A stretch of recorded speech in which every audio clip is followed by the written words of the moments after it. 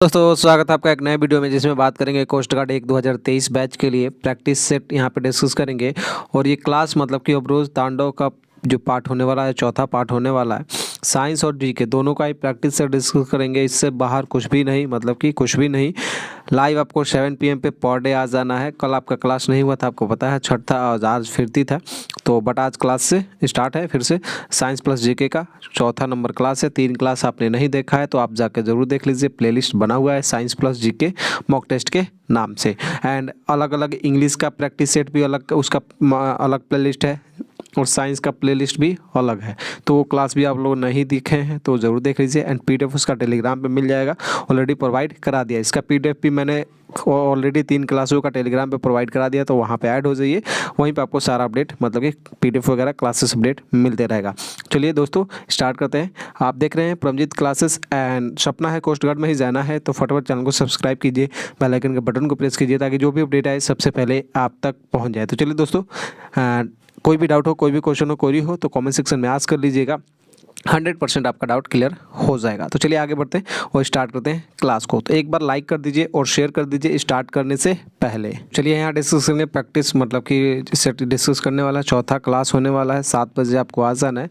और यहाँ पे हम सबसे पहले जीके करेंगे, जीके का प्रैक्टिस सेट। और जीके का practice set already 5 practice set और 10 प्रैक्टिस सेट का सेट मैंने ऑलरेडी एक डाल रखा है, जिसमें से 10 मॉक टेस्ट डिस्कस किए, मतलब कि 50 क्वेश्चन डिस्कस किए हैं। और उसके बाद से ये छठा, मतलब कि ये 6 अलग से है, तो उसका भी प्लेलिस्ट आपको मिलेगा साइंस प्लस जीके वाले में, आप जरूर उसको चेक कीजिए। और यहाँ से स्टार्ट करेंगे छठा प्रैक्टिस सेट। इससे बाहर कुछ भी नहीं, पर डे आपको 7 बजे आ जाना है, मिस नहीं करना। तो चलिए फर्स्ट क्वेश्चन से अपने स्टार्ट करेंगे। और हमारा फर्स्ट क्वेश्चन है, एक बार लाइक और शेयर कर दीजिए। फर्स्ट क्वेश्चन हमारा, कोई भी भारतीय नागरिक, जो भारतीय नागरिक है कोई भी हो, लोकसभा का चुनाव लड़ सकता है। तो कौन लग सकता है? उसके लिए क्राइटेरिया है, उसका उम्र सीमा जो है मिनिमम कितनी होनी चाहिए, वो आपको बताना है कि मिनिमम जो एज आपका कितना होना चाहिए जो लोकसभा चुनाव लड़ने के लिए। ऑप्शन ए में दे रखा है 18 साल, बी में दे रखा है 25 साल, सी में दे रखा है 35 साल और डी में दे रखा है इनमें से कोई नहीं। तो आप बताएंगे कि भारतीय नागरिक कौन है, मतलब भारतीय नागरिक नहीं बताना, मतलब कि लोकसभा चुनाव लड़ सकता है, उसकी उम्र सीमा कितनी होनी चाहिए मिनिमम आपको। ओके, तो चलिए राइट आंसर मेरे ख्याल से सभी लोग बता रहे हैं, मैं इसका राइट आंसर दे देता हूँ। और ऑप्शन आपका कौन सा राइट हो जाएगा? तो ये हो जाएगा ऑप्शन बी आपका करेक्ट आंसर हो जाएगा, जो 25 साल आपका करेक्ट आंसर हो जाएगा। एंड चलेंगे क्वेश्चन नंबर आपके 2 पे। ओके, क्वेश्चन नंबर 2 में, और इस क्वेश्चन के साथ साथ ऐसे भी क्वेश्चन डिस्कस करते चलेंगे जो इससे रिलेटेड होगा, तो आप लोग टेंशन ना लीजिएगा। इससे बहुत सारे, मतलब कि ये आपको 5 क्वेश्चन लग रहे होंगे, लेकिन करा देते हैं हम 15-20 क्वेश्चन इसमें ही डिस्कस कर लेते हैं, तो आपको बहुत ज़्यादा हेल्प हो जाता है। तो जो एक्स्ट्रा हम बताया वो भी नोट करते चलिएगा, इंपॉर्टेंट होता है इसलिए बताते हैं। भारत का लौह पुरुष के नाम से किसे जाना जाता है? आपको बताना है कौन जाने जाते हैं भारत के लौह पुरुष के नाम से। ओके, ऑप्शन ए में दे रखा है आपके भगत सिंह, ऑप्शन बी में दे रखा है सुभाष चंद्र बोस, सी में दे रखा है लाला लाजपत राय और डी में दे रखा है सरदार पटेल। तो राइट आंसर क्या होगा? आपको बताना है कि भारत के लौह पुरुष के नाम से किसे जाना जाता है, कौन है वो जिसे लौह पुरुष के नाम से जाना जाता है। चलिए आपको बता देना है। राइट आंसर देखते हैं सबसे पहले कौन देता है। तो चलिए ज़्यादा समय नहीं लेंगे और इसका राइट आंसर मैं आपको दे देता हूँ। इसका राइट आंसर क्या हो जाएगा? चलिए जल्दी से बताइए, जल्दी से बताइए, जल्दी से बताइए। ओके, जल्दी से बताइए। चलिए इसका राइट आंसर जो हो जाएगा आपका, वो हो जाएगा सरदार पटेल। और भी बहुत सारे हैं जैसे कि इम्पोर्टेंट है, जैसे कि मैं आपको बता दूं, जैसे कि आपको पता है राष्ट्रपिता महात्मा गांधी को कहते हैं, राष्ट्रपिता महात्मा गांधी, बापू भी महात्मा गांधी को कहते हैं। उसके बाद जो इम्पोर्टेंट है ये तो आप लोग को याद होगा, मैं बता देता हूँ कुछ इम्पोर्टेंट जो है, आप लिख लीजिए। शांति पुरुष किसे कहेंगे? शांति पुरुष, शांति पुरुष आपको कहेंगे लाल बहादुर शास्त्री। नोट कर लीजिए, थोड़ा सा यहाँ पे लिखने में दिक्कत होगा, जो इम्पोर्टेंट होगा साथ में मैं डिस्कस करूँगा। लाल बहादुर शास्त्री शांति पुरुष। ओके, नोट कर लीजिए। उसके बाद जैसे हैं सीमांत गांधी, ये भी आपके एग्जाम में क्वेश्चन पूछ लेता है। सीमांत गांधी के नाम से लोकप्रिय जो आपके प्रमुख व्यक्ति हैं उनके लोकप्रिय उपनाम है ये, उनके नाम से जाना जाता है। तो सीमांत गांधी किसे कहते हैं? खान अब्दुल गफ्फार खां, ये कई बार एग्जाम में आ चुका है, खान अब्दुल। तो ये साथ में जो मैं एक्स्ट्रा बता रहा हूँ ना, वो नोट करते चलिए, खान अब्दुल गफ्फार खां। तो ये मोस्ट इंपॉर्टेंट हो जाएगा आपके लिए, और बहुत ज़्यादा यहाँ से क्वेश्चन आपको डिस्कस कर देंगे। ओके, पंजाब केसरी आपको पता हो लगाना चाहिए, लाला लाजपत राय। हाँ, पंजाब केसरी जैसे कि यहाँ पे दे रखा है, पंजाब केसरी कौन के ना? लाला लाजपत राय। पंजाब केसरी के नाम से जाने जाते हैं, पंजाब केसरी। चलिए, और जैसे हैं आपके बंगाल के श्री आशुतोष मुखर्जी हैं, कुछ इंपॉर्टेंट है जो बार बार पूछा जाता है। लोकनायक आपको पता होना चाहिए, लोकनायक किसे कहते हैं, तो लोकनायक जयप्रकाश नारायण, लोकनायक लिख लीजिए, लोकनायक जयप्रकाश नारायण है तो बहुत है, लेकिन जो इम्पोर्टेंट है मैं वो जयप्रकाश नारायण लिख लीजिए। ओके, जयप्रकाश नारायण। ओके, उसके बाद है राजा जी जाना जाता है, राजा जी कौन जाने जाते हैं राजा जी के नाम से, राजा जी के नाम से जाना जाते हैं चक्रवर्ती राजगोपालचारी, लिख लीजिए, इम्पॉर्टेंट है तभी बता रहा, चक्रवर्ती राजगोपालचारी यहाँ पे लिख सकते हैं। ओके, उसके बाद मैं आपको बता दूँ यहाँ पे एक पूछ लेता है महामना जब भी आए आपको दिखाई दे महामना, तो मदन मोहन मालवीय आप समझ लीजिएगा, वो सेम है, तो मदन मोहन मालवीय आप समझ लीजिए, मदन मोहन मालवीय। ओके, तो ये आपको हॉकी का जादूगर आपको पता होगा, major Dhyan Chand, little master Sunil Gavaskar, Haryana hurricane Kapil Dev. Okay, ये सब भारत का नेपोलियन, ये भी आपके एग्जाम में पूछता है, भारत का नेपोलियन। तो कम समय में सोच रहा हूँ मैं ज़्यादा से ज़्यादा आपको क्वेश्चन कराया जाए। भारत का नेपोलियन हाँ किसे कहते हैं, तो समुद्रगुप्त को कहते हैं, समुद्रगुप्त को, तो ये लिख लीजिए आप, समुद्रगुप्त। हाँ, निर्मल हृदय मदर टेरेसा, उड़न परी के नाम से पीटी उषा जाने जाए, स्वर कोकिला आपको लता मंगेशकर जाना जाता है, स्वर कोकिला के नाम से। तो ये बहुत सारे हैं, कोकिला लता मंगेशकर हैं। और आपसे पूछा जाए, देखिए यहाँ पे दो क्वेश्चन आते हैं जो मोस्ट इंपॉर्टेंट है, स्वर कोकिला लता मंगेशकर और भारत कोकिला पूछे तो सरोजनी नायडू, भारत कोकिला और स्वर कोकिला आपको किसे जाना जाता है, स्वर कोकिला लता मंगेशकर को। तो ये कुछ इंपॉर्टेंट थे जिसे बताना बहुत ज़रूरी था। ओके, तो ये आप लिख लीजिए। और एक पूछता है black Gandhi. Okay, black Gandhi पूछता है तो मार्टिन लूथर किंग, ये भी एग्जाम में इंपॉर्टेंट है, ब्लैक गांधी के नाम से, तो ये नोट कर लीजिए। हो सकता है आपको थोड़ा सा डिस्टर्बेंस लगे क्योंकि लिखने में प्रॉब्लम हो रहा है, मार्टिन लूथर किंग, क्योंकि आपको पता है सारा कुछ मोबाइल से ही होता है। तो चलिए, ये इंपॉर्टेंट था, मैंने डिस्कस कर लिया। अब आपको चलेंगे क्वेश्चन नंबर 3 पे। ओके, क्वेश्चन नंबर 3 पे, क्वेश्चन नंबर 3 में दे रखा है भारत के प्रथम फील्ड मार्शल थे, कौन थे भाई साहब बताइए। ऑप्शन ए में दे रखा है KM करियप्पा, बी में दे रखा है SHJ मानेकशॉ, सी में दे रखा है सरोज दत्त और डी में दे रखा है K सुंदर जी। तो भारत के प्रथम फील्ड मार्शल थे वो कौन थे आपको बताना है। और देखते हैं सबसे पहले कौन बताता है भारत के प्रथम फील्ड मार्शल। चलिए राइट आंसर देखते हैं सबसे पहले कौन देता है। तो मैं आपको बता दूँ भारत के प्रथम जो फील्ड मार्शल थे वो कौन थे, तो वो थे आपके कौन थे भाई साहब, तो KM करियप्पा थे कि SHJ मानेकशॉ। तो चलिए भाई साहब वो थे SHJ मानेकशॉ, जो कि ऑप्शन बी आपका करेक्ट आंसर हो जाएगा। चलेंगे क्वेश्चन नंबर 4 पे। एंड क्वेश्चन नंबर 4 में दे रखा है आइबिस किस देश का राष्ट्रीय पशु है। इंपॉर्टेंट क्वेश्चन है भाई साहब, आइबिस किस देश का राष्ट्रीय पशु है आपको बताना है। ऑप्शन ए में दे रखा है Japan, B Canada, C United kingdom और डी दे रखा है न्यूजीलैंड। तो चलिए राइट आंसर देखते हैं सबसे पहले कौन बताता है कि भारत का जो राष्ट्रीय पशु है, सॉरी भारत का राष्ट्रीय पशु नहीं, आइबिस किस देश का राष्ट्रीय पशु वो बताना है। और जब तक आप बताइए कि भारत के राष्ट्रीय पशु क्या है वो आपको बताना है। भारत का राष्ट्रीय पशु कमेंट सेक्शन में बताइए भाई साहब, ये भी अगर किसी को नहीं पता हो ना तो बहुत दिक्कत में पड़ने वाले आप। भारत का राष्ट्रीय पशु कमेंट सेक्शन में बताना है और आइबिस किस देश का राष्ट्रीय पशु है वो भी बताना है। तो चलिए इसका आइबिस का मैं राइट आंसर आप लोग दीजिए और इसका राइट आंसर दीजिए। तब तक मैं और भी 4-5 क्वेश्चन हैं इससे रिलेटेड, जैसे ऑस्ट्रेलिया का बात कर ले तो ऑस्ट्रेलिया का जो राष्ट्रीय पशु है वो कंगारू बोलते हैं, कंगारू। तो आप नोट कर लीजिए ऑस्ट्रेलिया का कंगारू है। और उसके बाद न्यूजीलैंड तो यहाँ पे दे ही रखा है, तो न्यूजीलैंड का हम लिख देते हैं क्या चीज़, न्यूजीलैंड का। चलिए न्यूजीलैंड का होता है कीवी, ये नोट कर लीजिए। इससे पहले इसका आंसर देते हैं, तो इसका राइट आंसर हो जाएगा आइबिस किस देश का राष्ट्रीय पशु है, तो वो है जापान का, जो कि ऑप्शन है आपका करेक्ट आंसर हो जाएगा। और चलिए ऑस्ट्रेलिया का लिख लीजिए कंगारू, न्यूजीलैंड का कीवी, आइबिस जापान है और भी लिखवा देता हूँ, जैसे कि आपका है आपका कनाडा, जैसे कि यहाँ पे दे रखा है कनाडा। तो कनाडा का मैं बता दूँ आपको, यहाँ कनाडा का जो होता है वो होता है गंजा ईगल। तो ये नोट कर लीजिए गंजा ईगल। उसके बाद है यूनाइटेड किंगडम। तो ये 4-5 थे, जैसे कि यहाँ पे दे रखा है यूनाइटेड किंगडम। तो यूनाइटेड किंगडम का है आपका रॉबिन, लिख लीजिए रॉबिन, लिखने में प्रॉब्लम हो रहा है, रॉबिन।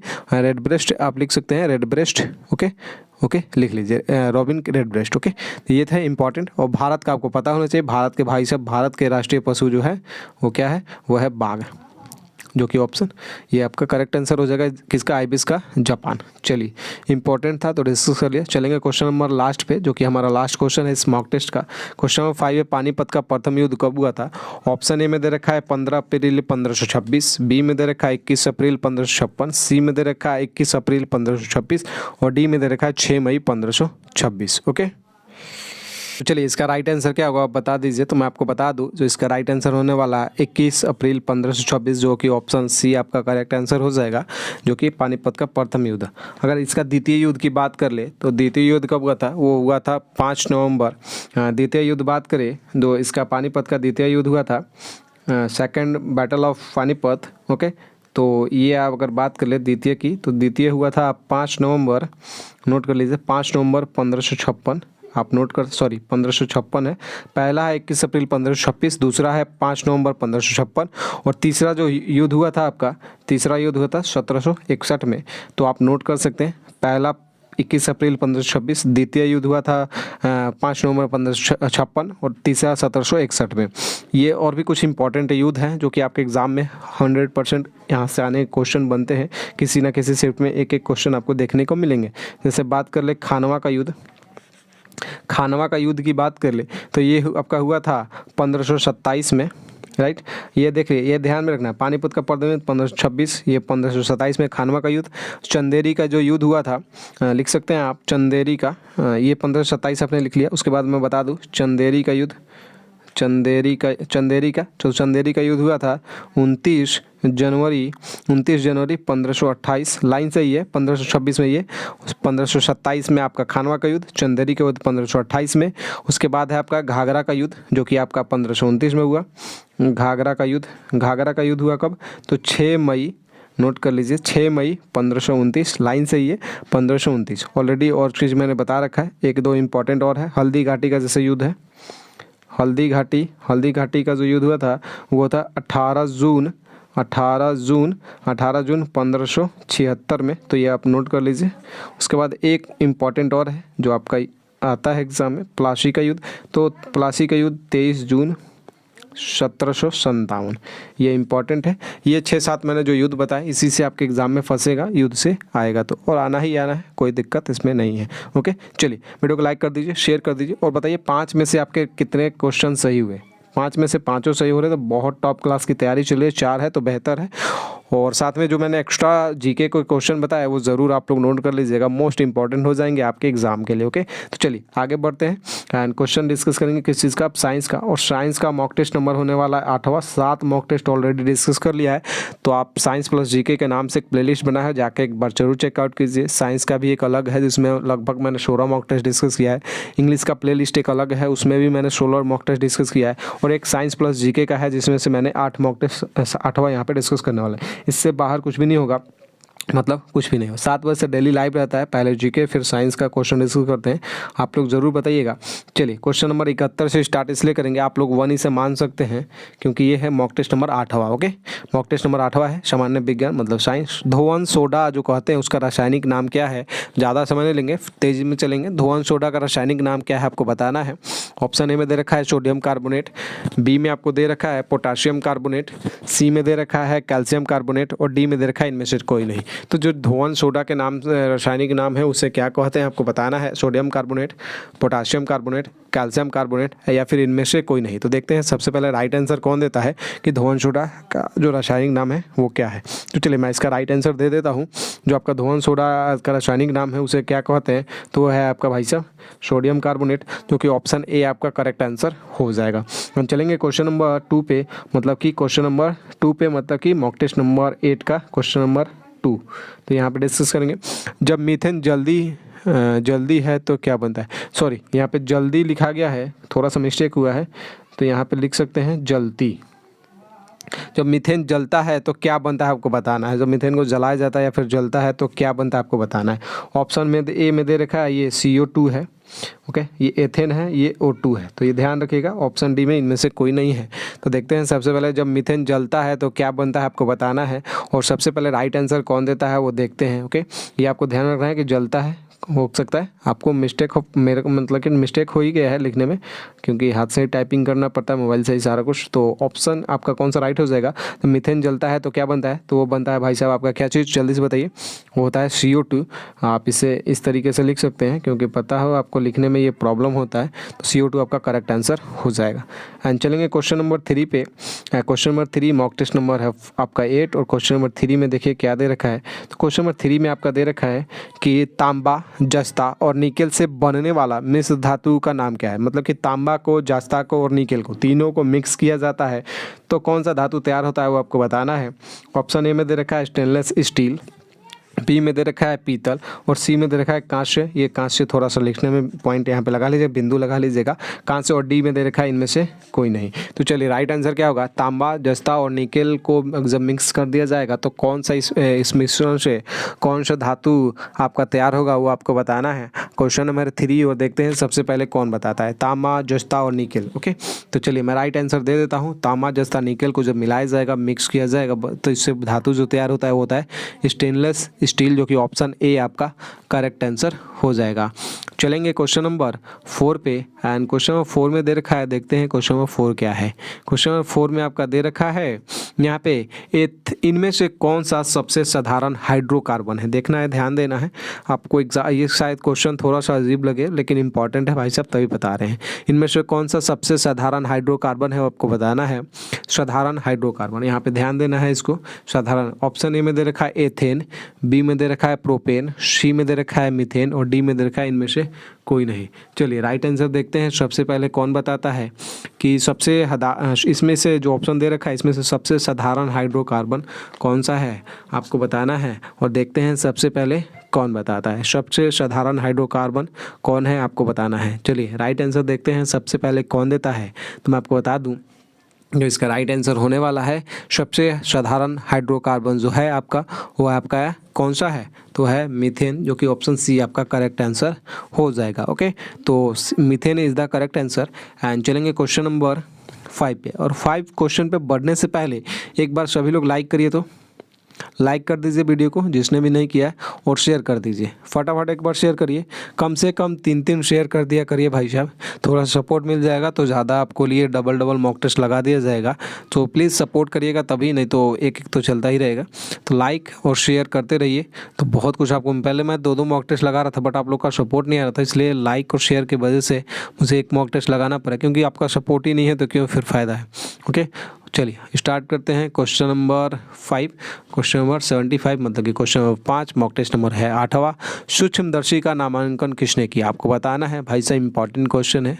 ओके, तो ये जितने भी क्वेश्चन आपके हो रहे हैं ना, सारे के सारे VVI हैं, जो कि आपके एग्जाम में डायरेक्ट हिट करेंगे। और जो एक्स्ट्रा में बताते चल रहा हूँ ना साथ में, वो ज़रूर नोट कर लीजिए, क्योंकि ज़रूरी नहीं है कि जो मैं लिखवा रहा हूँ वही आ जाए, जो एक्स्ट्रा बता रहा हूँ उसमें से भी आ सकता है, इसलिए बता रहा हूँ। ओके, तो साथ में जो रिलेटेड क्वेश्चन है वो इंपॉर्टेंट है, जो इसमें बता रहे थे वो तो इंपॉर्टेंट है, साथ में जो एक्स्ट्रा में बताया जा रहा है वो मोस्ट इंपॉर्टेंट है, तो साथ में उसको भी लिखते चलना है। ऑप्शन ए में दे रखा है रॉबर्ट हुक, बी में दे रखा है फाबर, सी में दे रखा है अरस्तु, और डी में दे रखा है मेंडल ने। ओके, तो सूक्ष्मदर्शी का नामांकन किसने किया, आपको बताना है। एंड देखते हैं सबसे पहले कौन बताता है कि सूक्ष्मदर्शी का नामांकन किसने। चलिए राइट आंसर देखते हैं सबसे पहले कौन देता है, रॉबर्ट हुक, फाबर, अरस्तु, मेंडल। चलिए मैं आपको 5 तक काउंट करूंगा और देखते हैं कौन बताता है। 1 2 3 4 और 5। तो चलिए राइट आंसर आपका जो आपका हो जाएगा वो हो जाएगा फाबर ने, जो कि ऑप्शन बी आपका करेक्ट आंसर हो जाएगा।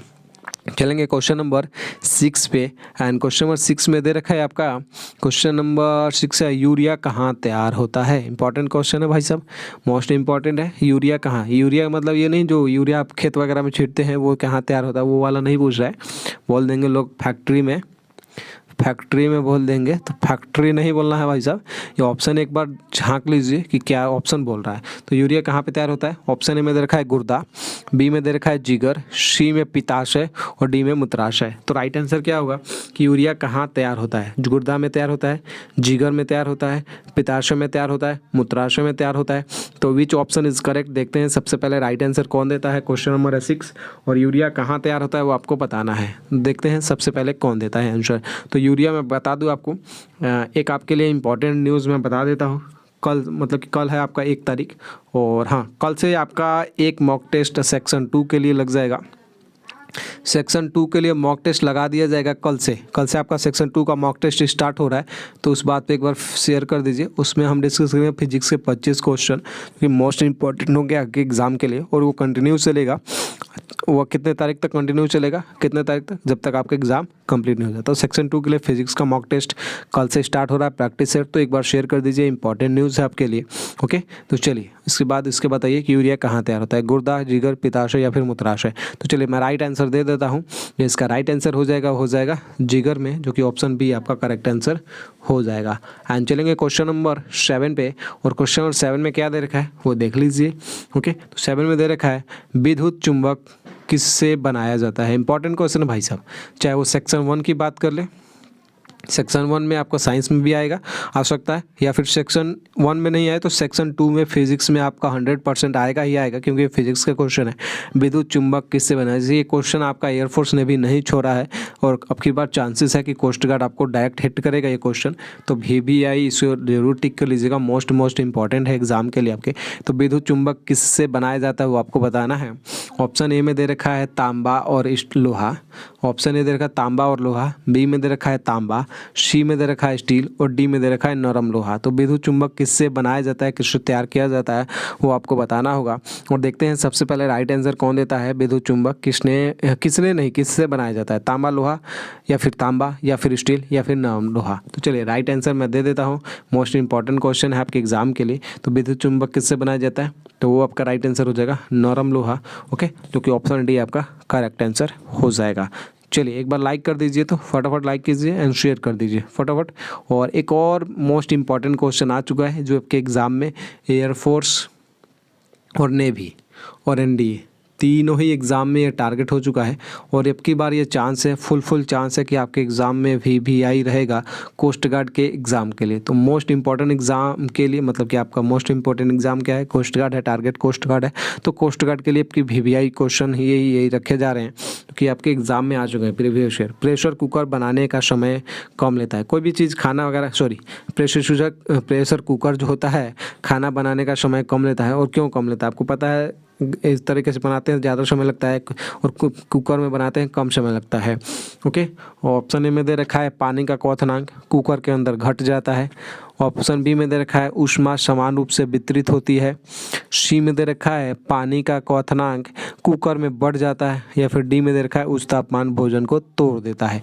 चलिए मोस्ट इंपॉर्टेंट क्वेश्चन है, और इसको देखते हैं सबसे पहले कौन बताता है। काउंटिंग करेंगे 10 तक और देखते हैं सबसे पहले कौन बताता है। प्रेशर कुकर खाना बनाने का समय लेता है, पानी का क्वथनांक कुकर के अंदर घट जाता है, ऊष्मा समान रूप से वितरित होती है, या फिर पानी का क्वथनांक कुकर में बढ़ जाता है, या फिर उच्च तापमान भोजन को तोड़ देता है। चलिए 1 2 3 4 5 6 7 8 9 और 10। चलिए मैं इसका राइट आंसर दे देता हूँ। जो प्रेशर कुकर खाना जो बनता है उसमें समय कम लगता है, क्योंकि पानी का जो होता है क्वथनांक वो बढ़ता है कि घटता है, वो बढ़ जाता है, जो कि ऑप्शन सी आपका करेक्ट आंसर हो जाएगा। ओके, चलेंगे क्वेश्चन नंबर 9 पे। एंड क्वेश्चन नंबर 9 जो आपका दे रखा है, श्रेयांता किसके समानुपाती होता है। इंपॉर्टेंट क्वेश्चन है आपके एग्जाम के लिए कि श्रेयांता किसके समानुपाती होता है।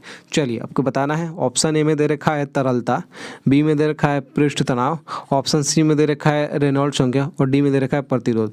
आपके एग्जाम में फिजिक्स सेक्शन 2 की भी बात कर ले, सेक्शन 2 की भी बात कर ले, तो श्रेयांता वाला चैप्टर जो मैंने आप लोग को बैच वाले जो बच्चे होंगे उनको प्रोवाइड कराया है, उससे एक क्वेश्चन आपको फिक्स है कि आएगा ही आएगा। श्रेयांता से एक क्वेश्चन आएगा, इंपॉर्टेंट है श्रेयांता के लिए।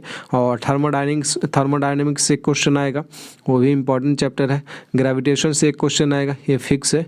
ओके, तो यहाँ से मिस होने वाला है ही नहीं। एक आपका यूनिट एंड डायमेंशन से, तो ये 4 एक ऐसे क्वेश्चन है जो को आपको चैप्टर पढ़ना ही पढ़ना है।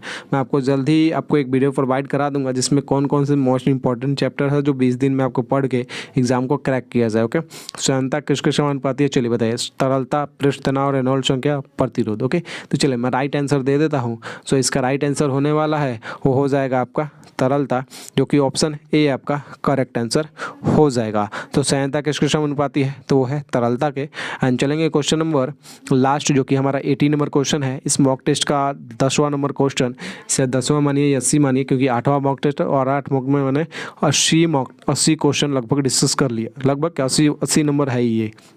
तो किसे गर्म करने पर कार्बन डाइऑक्साइड प्राप्त होता है, वो आपको बताना है। और देखते हैं सबसे पहले कौन बताता है। किसे गर्म करने पर कार्बन डाइऑक्साइड मतलब कि आपको प्राप्त होता है, वो आपको बताना है।